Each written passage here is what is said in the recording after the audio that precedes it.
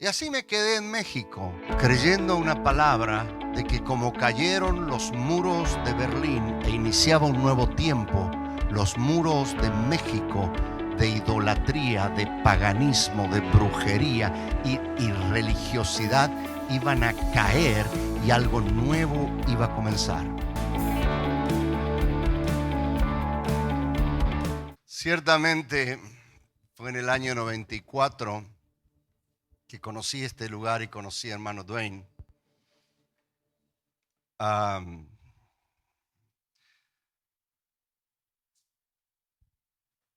No sabíamos a dónde veníamos.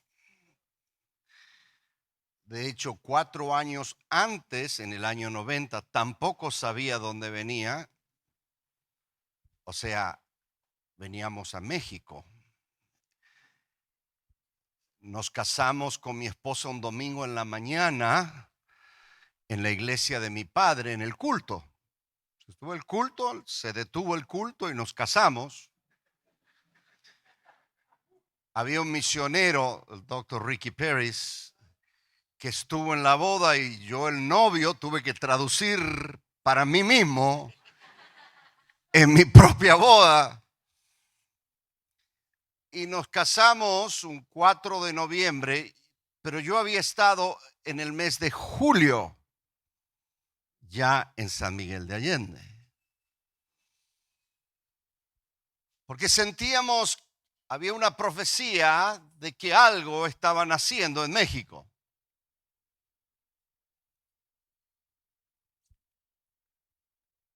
Había una profecía, una palabra de Dios, había caído el muro de Berlín. Y mientras mirábamos ese evento increíble, ustedes están muy jovencitos para acordarse de todo eso, en la televisión sabíamos que era un cambio de era en la tierra. Yo había ido con un grupo de jóvenes, estaba visitando Texas en el mes de julio del año 90, soltero. Y en esa iglesia en la que estaba me dice el pastor, nos vamos a México un fin de semana, ¿quieres venir? Entonces fuimos de misioneros con un grupo, o sea, predicar en las calles en San Miguel de Allende. Fue tan fuerte lo que Dios hizo ahí. Y yo recuerdo que joven, tenía 24 años recién cumplido. Recuerdo que una noche de estas que estábamos con los jóvenes, el espíritu de profecía vino sobre mí y profeticé de lo que iba a pasar en México en las próximas décadas.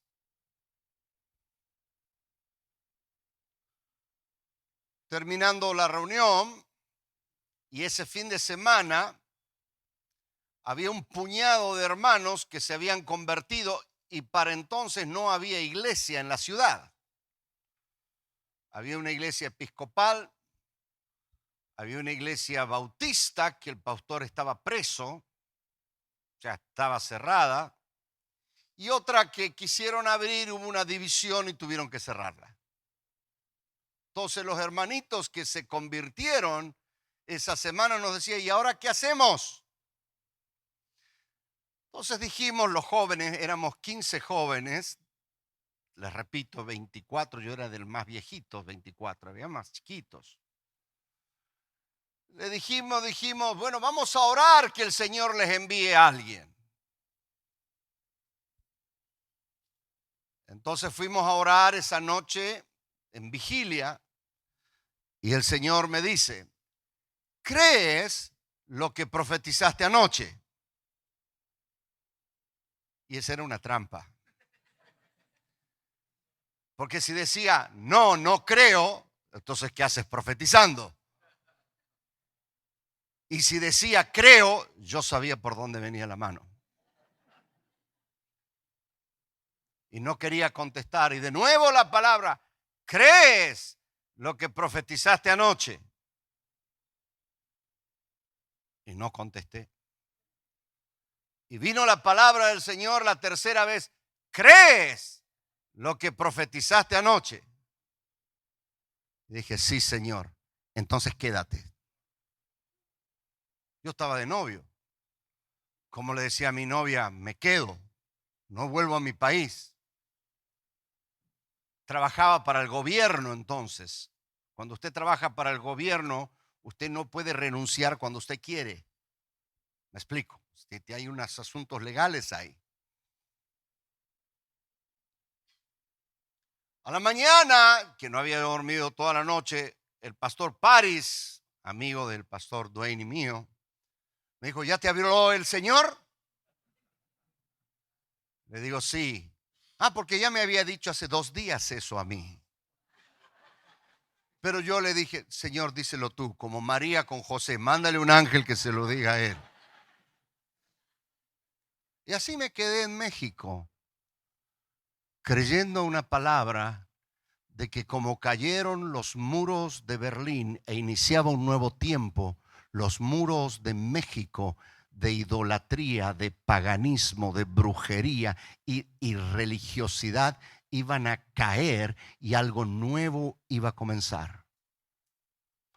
Poco sabía que en el mismo mes Dios le estaba hablando a otro hombre y otra mujer que yo no conocía, a Dwayne Kersner y Sue, que ya habían venido, aquí no había nada. Pero tenían una palabra, si mal no recuerdo, tú corrígeme, porque yo estoy viejito ya. Que había una profecía por ahí que cuando la Biblia se terminara de traducir, no me acuerdo si era en el chatino, el mixteco, Dios iba a visitar México.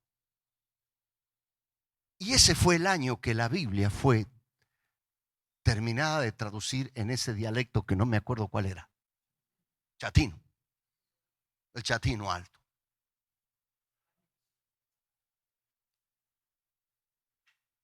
¿Qué te quiero decir? Nosotros, este lugar no es la historia de un hombre o de una organización, es la historia de Dios. Y eres muy privilegiado de que el Señor te invite a escribir su historia en tu vida y a través tuyo. Tú eres como un papel donde Él escribe su historia. Ustedes que están en el proceso de los 3 años, Dios está escribiendo su historia. Escribe la historia aquí y está determinando lo que va a pasar 30 años después. Yo te estoy hablando de hace 35 años. Pareciera ayer. ¿Todavía vive Willy? Sí, yo lo escribí en mi libro. ¿Te acuerdas que te pedí permiso? Yo escribí un libro y escribí todo un capítulo de la historia de Willy, el loro del pastor Dwayne. Ese libro se llama El Señor de la Mies. Lo puedes buscar después. Y ahí está la historia de Willy. Está vivo todavía Willy. Willy. Tremendo el Willy. Pareciera ayer que estábamos haciendo esto. Tú eres la historia de Dios. ¿La crees?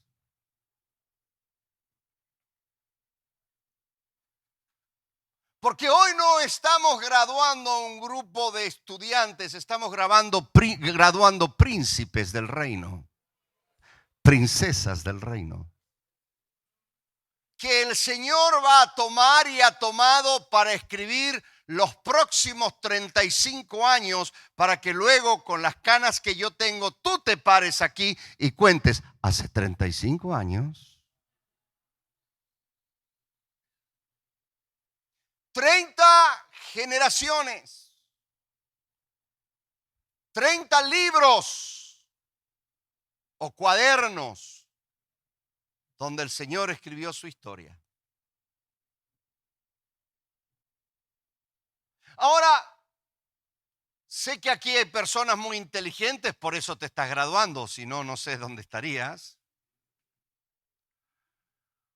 Sé que ustedes son capaces, el apóstol Juan decía, les escribo a ustedes jóvenes porque son fuertes, en todo sentido. Pero en verdad, el verdadero valor de una persona, el verdadero valor de un ministerio, el verdadero valor de un ministro es la medida de Dios revelada en esa persona. Es la medida de Dios revelada en ese ministerio. Es la medida de Dios revelada en esa cosa, en ese evento. ¿Cuánto vale un evento? Y depende cuánto de Dios haya allí. Yo he gastado mucho dinero en eventos que el Señor no ha estado. Hoy me doy cuenta que pérdida de dinero. Quiero recordarte en Génesis 41, yo sé que tienen hambre, pero Génesis 41, como a mí me dieron de comer antes de venir, yo puedo darle toda la noche. 41, versículo 38, yo se lo leo. Dijo Faraón a sus siervos: ¿acaso hallaremos a otro hombre como este? Hablaba de José.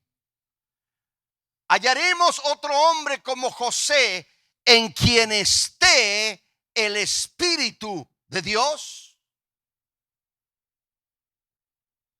Ahora, si esta pregunta viniera de un ermitaño desconocido, de un cualquiera, tomaríamos muy en poco esta pregunta. Pero venía de Faraón. Venía del hombre más poderoso de la tierra, del hombre más educado de la tierra en todas las ciencias. Y decía, ese muchacho tiene algo que lo hace valioso, más que cualquier cosa, tiene el Espíritu de Dios. Y esto es lo más bello que este lugar hace con las vidas.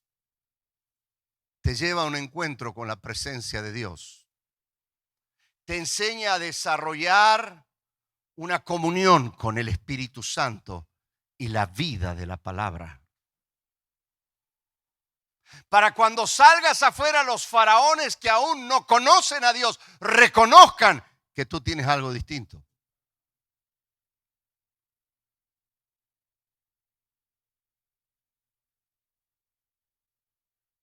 ¿Quién es este? Tiene el Espíritu. Es Faraón quien pregunta. Solo un hombre grande reconoce grandeza.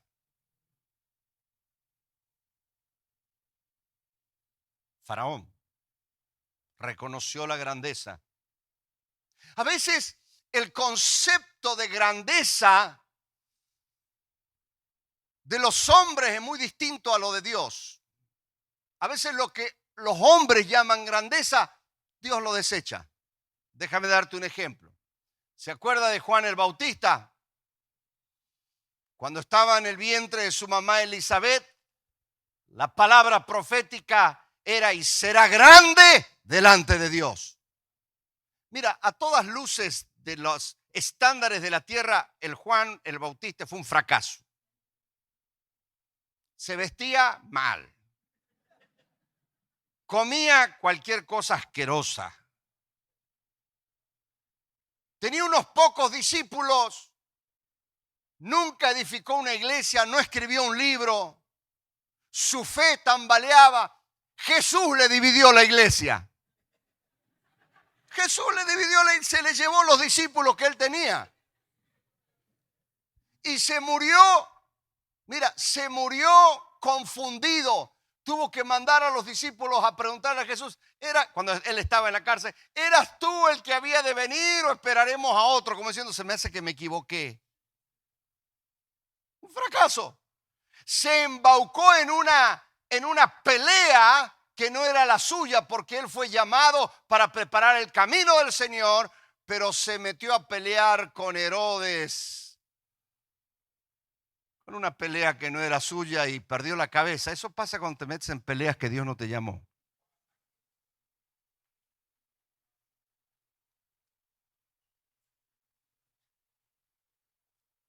Pero Jesús dijo que no había un hombre nacido de mujer más grande que él.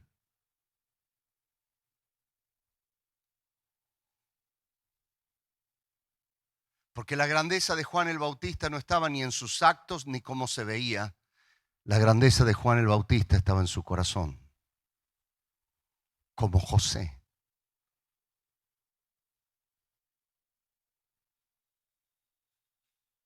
¿Hallaremos alguno? Yo me pregunto, entre todos los graduados y los que estamos en el primero, segundo, tercer año ya, ¿hallaremos uno que sea grande? José fue promovido no a causa de sus méritos, sino a causa de la grandeza que estaba dentro de él. Mira, la trayectoria de José a cómo venía, nunca lo hubiese hecho rey. No tenía chance, no tenía oportunidad.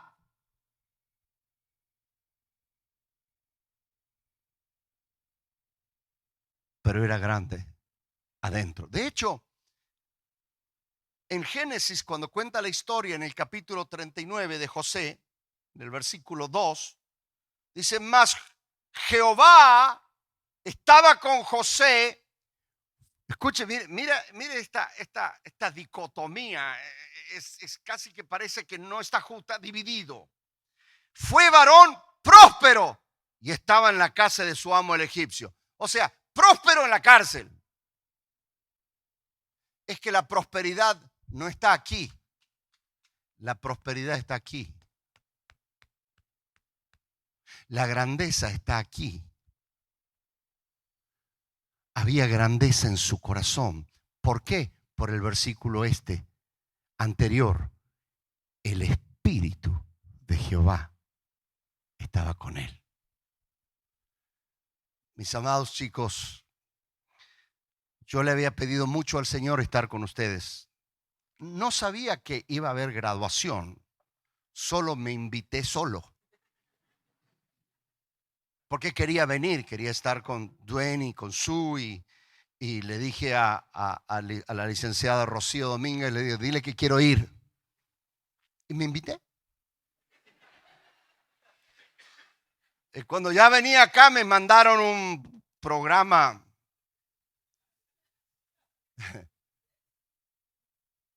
Y qué privilegio estar delante de jóvenes grandes que van a manifestar la grandeza del reino de Dios en la tierra. A ustedes que graduamos y celebramos esta noche, estamos celebrando la fidelidad de Dios y la grandeza de Dios en ustedes. Dios les bendiga.